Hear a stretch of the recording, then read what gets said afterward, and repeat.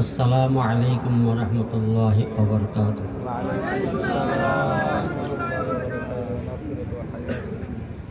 সবিনয় আরজ, বিনীত আরজ, যারা পিছনে বসছেন তারা সামনে আসেন।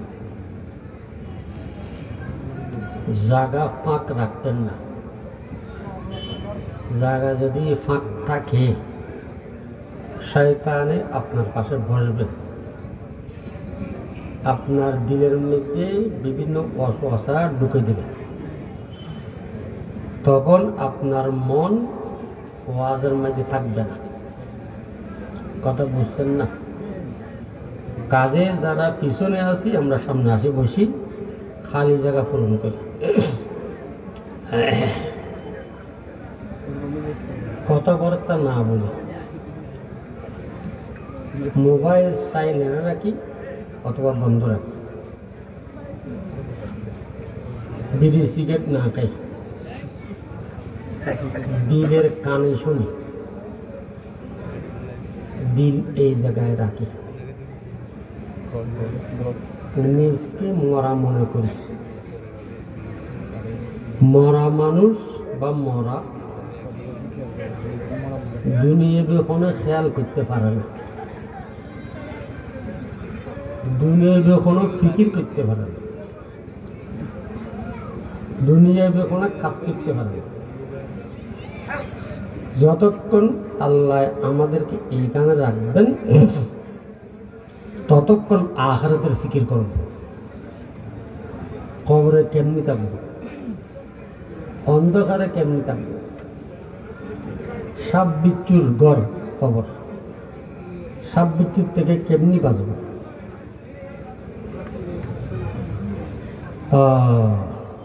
সূর্য মাথার উপর আসবে, জিতবে, পা পর্যন্ত চলে যাবে, নিচের দিকে জিতবে, বাইর হইয়া পা পর্যন্ত যাবে।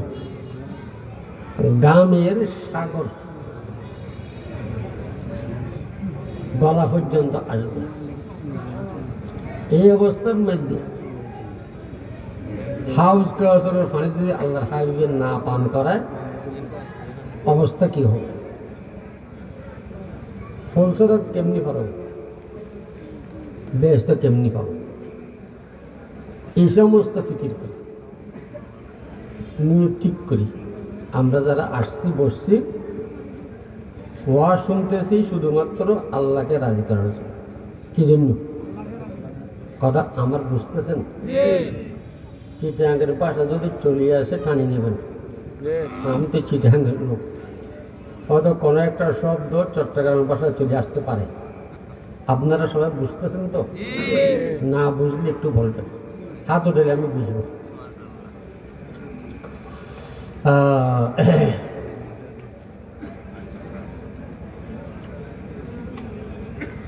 আলহামদুলিল্লাহ আলহামদুলিল্লাহ নাহমাদুহু ওয়া নাস্তাঈনুহু ওয়া নাস্তাগফিরুহু ওয়া নু'মিনু বিহি ওয়া নাতাওয়াক্কালু আলাইহি ওয়া নাউযু বিল্লাহি মিন শুরুরি আনফুসিনা ওয়া মিন সাইয়্যাতি আ'মালিনা। من يهده الله فلا مضل له ومن يضلله فلا هادي له ونشهد أن لا إله إلا الله ونشهد أن محمدا عبده ورسوله.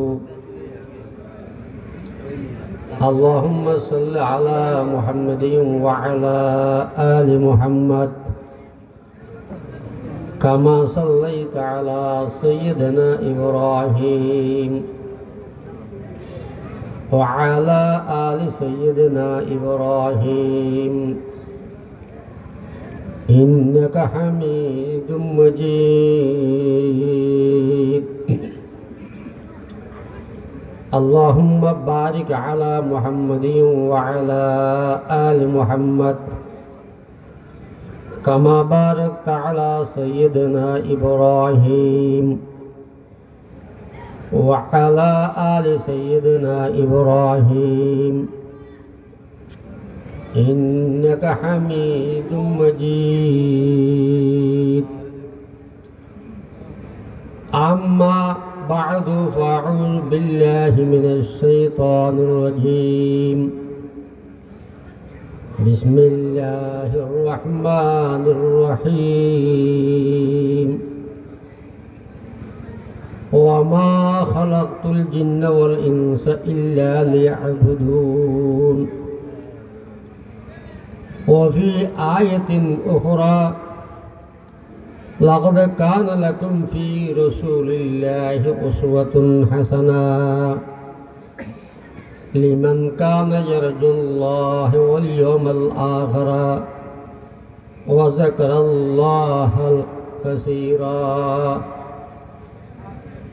سبحانك لا علم لنا إلا ما علمتنا إنك أنت العليم الحكيم. رب اشرح لي صدري ويسر لي أمري واحلل عقدة من لساني يفقهوا قولي. رب يسر ولا تعسر وتمم علينا بالخير. رب زدني علما رب زدني علما رب زدني علما. বিয়োগগুণী তিনি পড়েন, সবাই পড়ি, সবাই একটু পড়ি। আস্তাগফিরুল্লাহাল্লাযী লা ইলাহা ইল্লা হুয়াল হাইয়ুল কাইয়্যুম ওয়া আতুবু ইলাইহি লা হাওলা ওয়ালা কুওয়াতা ইল্লা বিল্লাহিল আলিয়্যিল আযীম। আস্তাগফিরুল্লাহাল্লাযী লা ইলাহা ইল্লা হুয়াল হাইয়ুল কাইয়্যুম ওয়া আতুবু ইলাইহি লা হাওলা ولا قوة إلا بالله العلي العظيم. أستغفر الله الذي لا إله إلا هو الحي القيوم وأتوب إليه لا حول ولا قوة إلا بالله العلي العظيم. যদি ঘুম আসবে আসবে লাগে, যদি ঘুম আসতেছে এরকম লাগে, তন্দ্রভাব হয়, নিদ্রা আসতেছে, তখন একটু নাড়াচাড়া দিয়ে বসবেন আর চেহারা মেঝে এইভাবে হাতটা একটু মালিশ করে দেবেন। কারণ মাদ্রাসাওয়ালা আজকে পারিশ্রিক মাহফিল করার জন্য হযরত মওদুদ সাহেব মাদ্রাসাউল আলী আমার খেয়াল মধ্যে 10 দিন আগের থেকেই কালেকশনে কাজ করতেছে, দাওয়াত দিতেছে এবং যারা বয়ান করবেন তাদেরকে ম্যাক্সিমাম 6 মাস 8 মাস আগেই দাওয়াত দিয়ে রাখছে এবং মাঝে মাঝে তাদের সাথে যোগাযোগ করছে এবং আতরাফুল মুহিব্বিন, যেমন আমার ডাইন পাশে যিনি আছেন, বাম পাশে যারা আছেন, এরা সর্বক্ষণিক মাদ্রাসার সাথে মতনসর সাথে যোগাযোগ করেছেন, মাহফিল কেমন করতেছে, কালেকশন কতটুকু হয়েছে, সব কিছুর উদ্দেশ্য আপনাদেরকে কিছু দিন কথাবার্তা শোনাবে। এমন কিছু লোক আছেন, জনসাধারণ আছেন যারা ব্যবসার মধ্যে ব্যস্ত, আর কিছু লোক ক্ষেতকৃষ্টির মধ্যে ব্যস্ত, আর কিছু লোক চাকরির মধ্যে জবের মধ্যে ব্যস্ত, সময় পাচ্ছেন না। এরকম কিছু লোক মাদ্রাসায় সময় দিতে পারতেছে না, তাবলীগে সময় দিতে পারতেছে না, মাদ্রাসায় আসিয়ে কিছু মশলা শিখবেন, ওলামাদের থেকে সহবত নেবেন, এই সুযোগও পাচ্ছেন না। কাজে তাদের নিকট কিছু দিন কথাবার্তা পৌঁছানো, এই উদ্দেশ্য সামনে রেখে আজকের সালানা মাহফিল। ঠিক আছে তো? আচ্ছা, এই সালানা মাহফিলটা করার উদ্দেশ্য কি একটু স্মরণ রাখবেন। এই সালানা মাহফিলটা করার উদ্দেশ্য হলো আল্লাহর হাবিব সৈয়দুল আম্বিয়া মুহাম্মদুর রাসূলুল্লাহ সাল্লাল্লাহু আলাইহি ওয়াসাল্লামের দরাত থেকে, ধরা বুঝেন, পাকড় থেকে, আল্লাহর হাবিবের পাকড় থেকে, ডরার থেকে বাঁচার জন্য উলামায়ে হক্কানীন, উলামায়ে রব্বানীনরা বিভিন্ন প্রকারের দাওয়াতের কাজ করেন।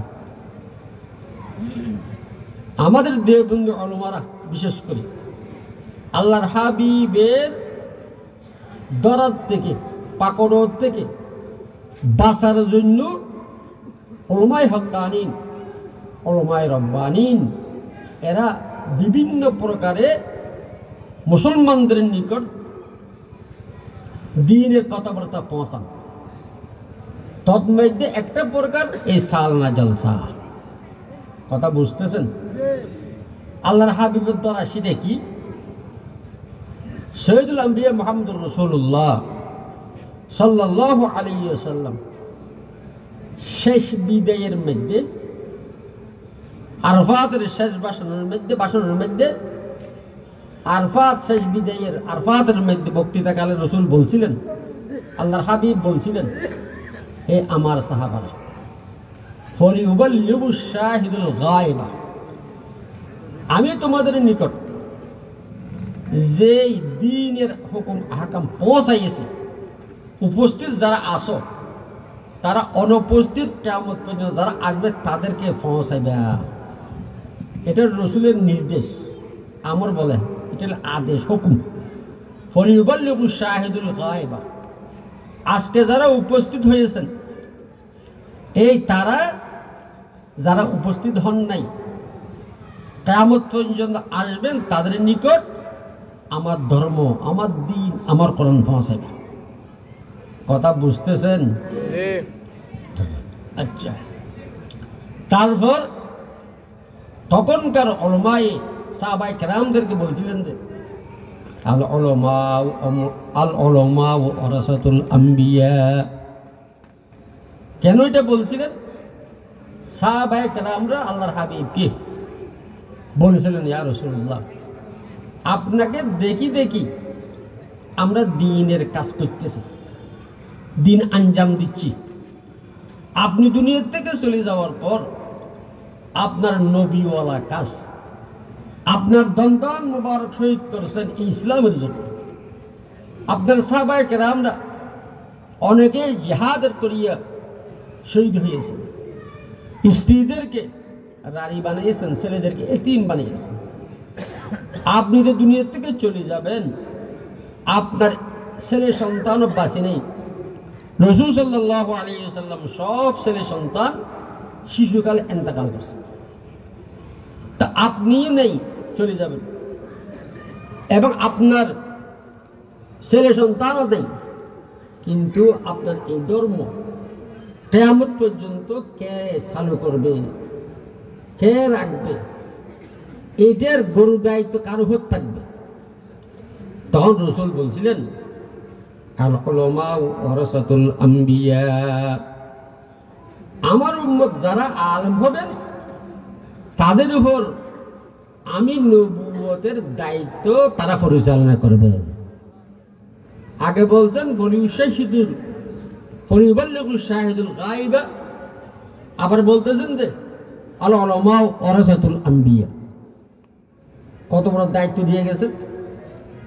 তারপর কি বলছেন? আল উলামা উমানা উম্মতি, আমার উম্মতের আলেম যারা হবেন আমার বাকি উম্মতের তারা জিম্মাদার। কথা বুঝতেছেন?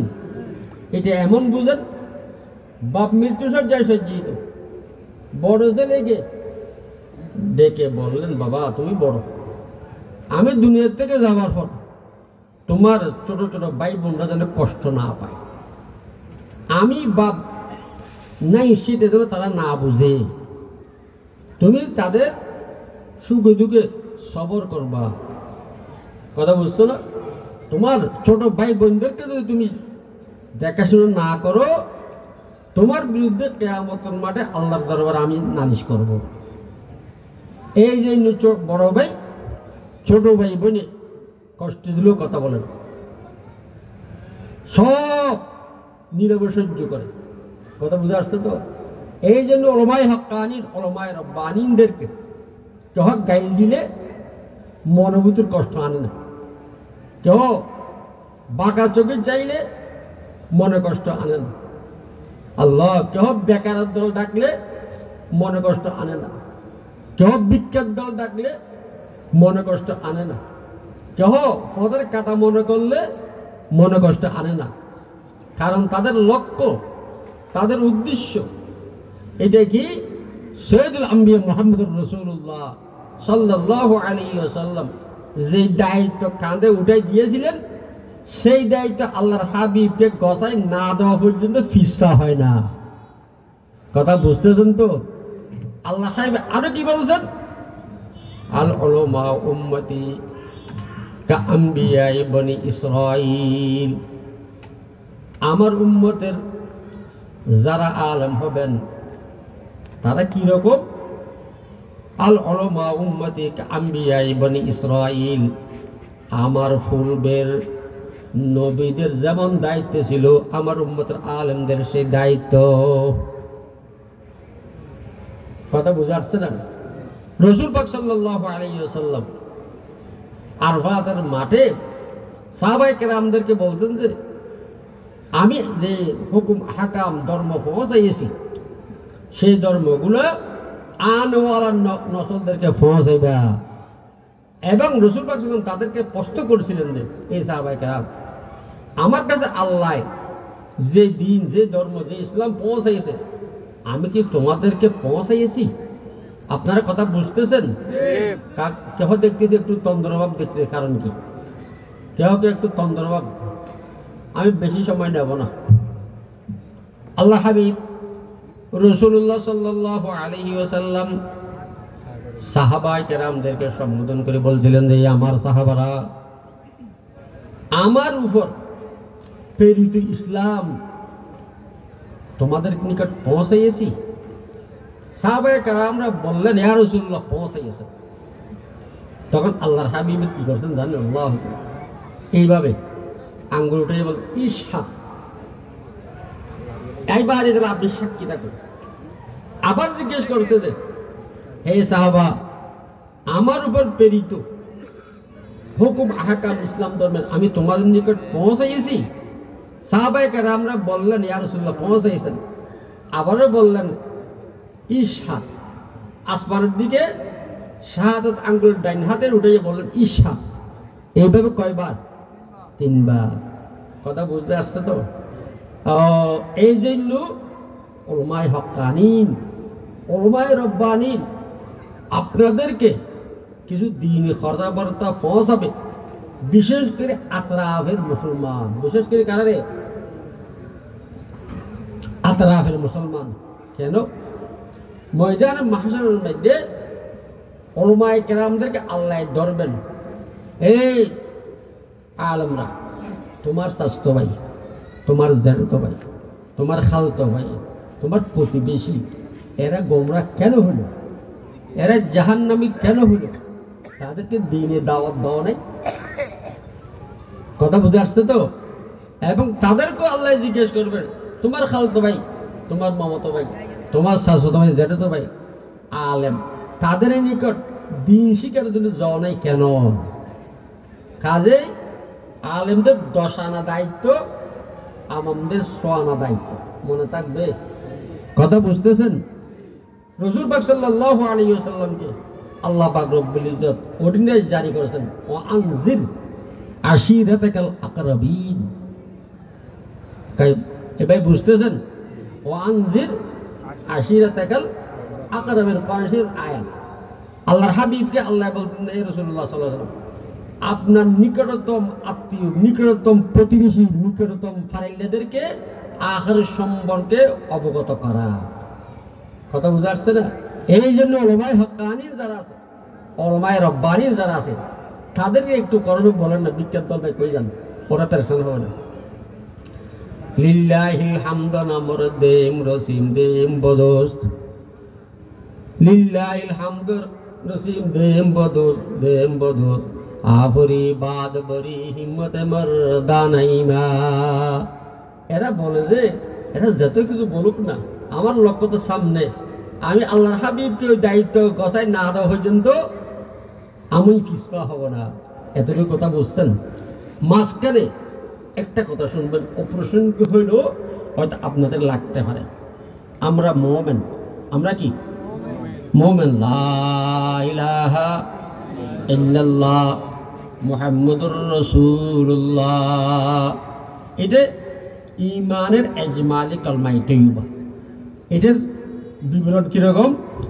আমানতু বিল্লাহি ওয়া মালাইকাতিহি ওয়া কুতুবিহি ওয়া রাসূলিহি ওয়াল ইয়াউমিল আখির ওয়াল কদরি খাইরিহি ওয়া শাররিহি মিনাল্লাহি তাআলা ওয়াল বা'সি বা'দাল মাউত। আমরা ঈমান আনিলাম আল্লাহর উপর, সমস্ত ফেরেশতাদের উপর, সমস্ত নবী রাসূলের উপর, সমস্ত আসমানি কিতাবের উপর। এখানে একটা কথা একটু চিন্তা করে, একটু মনোযোগ দিয়ে শুনেন। আমাদের ঈমান আদম হইতে আমাদের পয়গম্বর পর্যন্ত যত নবী আল্লাহ পাঠাইছেন সব সত্য। সব কি ভাই কথা বলেন? সব কি সত্য? যত আসমানি কিতাব আল্লাহ পাঠাইছেন সব কি সত্য? কথা বলেন না, সব কি সত্য? ও আল্লাহ আল্লাহ আল্লাহ। আসমানি কিতাব 113টা অথবা 114টা, কথা বুঝছেন তো? তোর মধ্যে বড় কিতাব 4টে, কোরআন, তৌরাত, ইনজিল, জবুর, আর বাকিগুলো সহিফা ছোট ছোট। 113টা 114টার মধ্যে আল্লাহ পাক রব্বুল ইজ্জত যে মজামিন ছিল দিয়েছেন, সব 114টার কিতাবের সারমর্ম আমাদের কোরআনের মধ্যে। এই জন্য 113টা অথবা 114টা সূরা, এক এক সূরা এক এক কিতাব, মনে থাকবে। এক এক সূরা এক এক কিতাব, 1,24,000 বা 2,24,000 অথবা 1,34,000, 3 কৌল আছে। নবী রাসূল আল্লাহ দুনিয়াতে প্রেরণ করেছেন, কথা বুঝছেন তো? আচ্ছা, আমরা আমাদের ঈমান সমস্ত নবী রাসূল সত্য হক, সমস্ত আসমান থেকে আল্লাহ যত কিতাব পাঠিয়েছেন সব সত্য হক, ঠিক আছে? এখন আসেন, সমস্ত নবী রাসূলের মাধ্যমে দুনিয়ার মধ্যে কেহ বলেন 1000টা ধর্ম, কেহ বলেন কি? কথা বুঝেন না? বুঝতেছেন? 1000 ধর্ম, কেহ বলতেন 700 ধর্ম, কেহ বলতেন 313টা ধর্ম, কিন্তু শেষ কথা কি 120টা ধর্ম। 100, কথা বুঝতেছেন?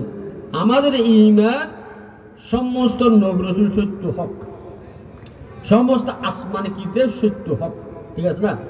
কিন্তু আল্লাহ বলতেছেন যে ইন্নাদ দীনা ইনদাল্লাহিল ইসলাম, সমস্ত ধর্মের মধ্যে, দ্বীনের মধ্যে আল্লাহর মনোনীত হলো ইসলাম।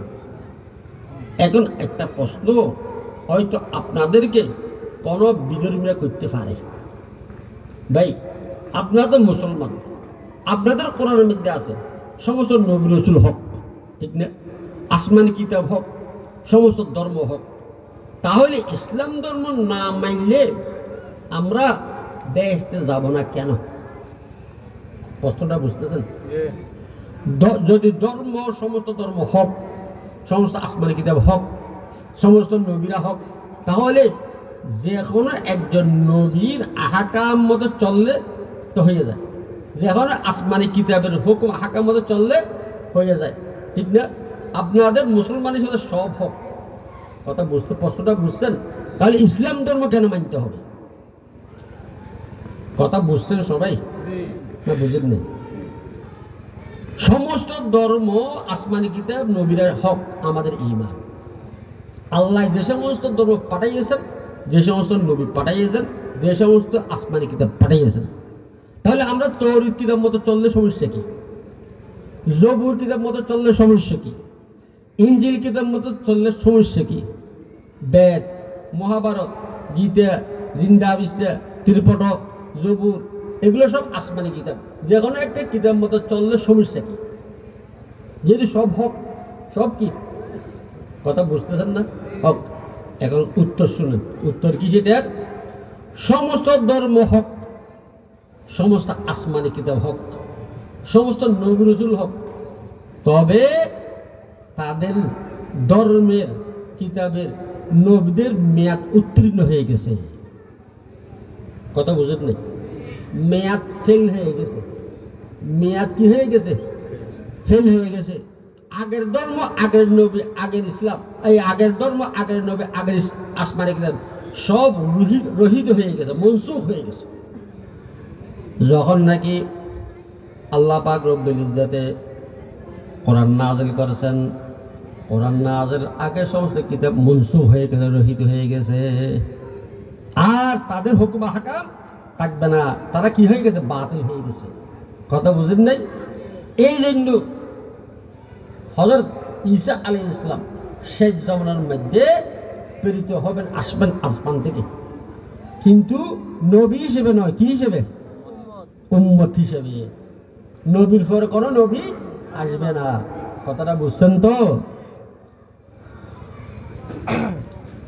কোন একটা ওষুধ যদি মেয়াদ চলে যায়, ফার্মেসিতে রাখা দণ্ডনীয় অপরাধ, ঠিক না? রিয়াকশন হইতে পারে। এই জন্য ভোক্তা অধিকারে যদি পায় মেয়াদ উত্তীর্ণওয়ালা ওষুধ, তাহলে 5 লাখ জরিমানা করবে, হয়তো দোকান সিলগালা করে দেবে, করবে না? কথা বলেন। তদ্রূপ আমাদের ধর্ম ইসলাম, আল্লাহ পাক রব্বুল ইজ্জতে আমাদের উপর পয়গম্বরের মাধ্যমে পাইয়েছে, আগের সমস্ত ধর্ম রহিত হয়ে গেছে। কথা বুঝছেন? মেয়াদ উত্তীর্ণ হয়ে গেছে। আসেন, আপনাদের থেকে দোয়া পাওয়ার খেয়ালে আপনাদের সামনে বসার আল্লাহ তৌফিক দিয়েছে। আপনারাও শুকর আদায় করেন। আপনার মতো, আপনাদের মতো, আমার মতো অনেক লোককে আল্লাহ চায়ের দোকানে বসে রাখছে না? মদের মধ্যে বসে রাখছে, তাস খেলার মধ্যে বসে রাখছে, কিন্তু আল্লাহ পাক রব্বুল ইজ্জত নিজ দয়া আমাদেরকে এখানে আসার তৌফিক দান করিয়েছেন। এটা আল্লাহর খাস দয়া। এটা আল্লাহর, বলেন না, খাস দয়া। বলেন আল্লাহর রহমত বা আল্লাহর দয়া না হইতো আল্লাহু আকবার, আমরা এখানে আসতে পারতাম না। কারণ যত শিক্ষা থাকুক না কেন, যত বুদ্ধি থাকুক না কেন, যত কৌশল থাকুক না কেন, কোনো বুদ্ধি, কোনো কৌশলে, কোনো জ্ঞানে আল্লাহকে ডাকতে পারে না, আল্লাহকে পাইতে পারে না। যদি পাইতো, আল্লাহ একজন সাপ বিক্রেতা নরেন্দ্র মোদী, ভারতের প্রাইম মিনিস্টার, এশিয়ার মধ্যে সুফার একটা রাষ্ট্রের কি পরিচালক, কি করতো বলেন না? কেউ জানেন ওনার কি? ওনার ইতিহাস আমি পড়ছি আর কি পেপারের মধ্যে। ও বাফুল্লাহ সাদ মুরবি বলতেছে, চায়ের দোকান, কিন্তু লেখাপড়া চালিয়ে গিয়েছিল, আবার কি রাজনৈতিক বিজেপি দল করত। সবচেয়ে খতরনাক, সবচেয়ে মুসলমানদের রক্তে রঞ্জিত হতে চায়, মুসলমানদের রক্ত দিয়ে গোসল করতে চায়, সেটা হলো এটা কোনটা? বিজেপি দল ভারতের মধ্যে। এই বিজেপি দল ভারতের মধ্যে আল্লাহু আকবার বাবরি মসজিদ শহীদ করিয়েছে। মনে রাখবেন মুসলমান, এই বিজেপি দল কত, এ নরেন্দ্র মোদী বুদ্ধি ছিল, লেখাপড়া করেছিল, জ্ঞান ছিল, কৌশল জানত, এই জন্য আজকে ভারতের প্রাইম মিনিস্টার। কিন্তু আল্লাহর দয়া তার উপর নাই, আল্লাহর রহমত তার উপর নাই। এই জন্য নরেন্দ্র মোদী বুদ্ধি আছে, আকল আছে, কৌশল আছে, কিন্তু আল্লাহ বলার বুদ্ধি নাই। কি বলে ভগবান? কি বলে? কথা বলেন না। কি বলে রাম? কি বলে ঈশ্বর? কি বলে হরে? কি বলে বলেন না? গড। আল্লাহর দয়া না হওয়ার কারণে বুদ্ধির সাগর 150 কোটি মানুষকে চালিয়েছে, বুদ্ধির সাগর, কিন্তু লফজ আল্লাহ বলতে পারতেছে না। আল্লাহর রহমত হয়েছে, আল্লাহর দয়া হয়েছে, এই জন্য 22 ভাষার পণ্ডিত ডক্টর শিবশক্তি, ডক্টর বলেন না, শিবশক্তি, এই ডক্টর শিবশক্তির লক্ষ লক্ষ পূজারী ছিল, ওনাকে পূজা করতো, ওনার পূজা শিখ করতো ডক্টর শিবশক্তি। আল্লাহু আকবার, 22 ভাষার পণ্ডিত ছিল, কিন্তু কপালের মধ্যে হেদায়েত ছিল, তকদিরের মধ্যে ব্যস্ত ছিল। এই জন্য রাত্রে বলে খাবের মধ্যে সৈয়দুল আম্বিয়া মুহাম্মদুর রাসূলুল্লাহ সাল্লাল্লাহু আলাইহি ওয়াসাল্লাম তাকে আসিয়া কলমা পড়াইতেছেন, লা ইলাহা ইল্লাল্লাহু মুহাম্মাদুর রাসূলুল্লাহ। কথা বুঝতেছেন? শিব শক্তির উপর আল্লাহর রহমত, মুদির উপর আল্লাহর রহমত নাই। এই জন্য মুসলমান সবসময় আল্লাহর দরবারে কাঁদবেন।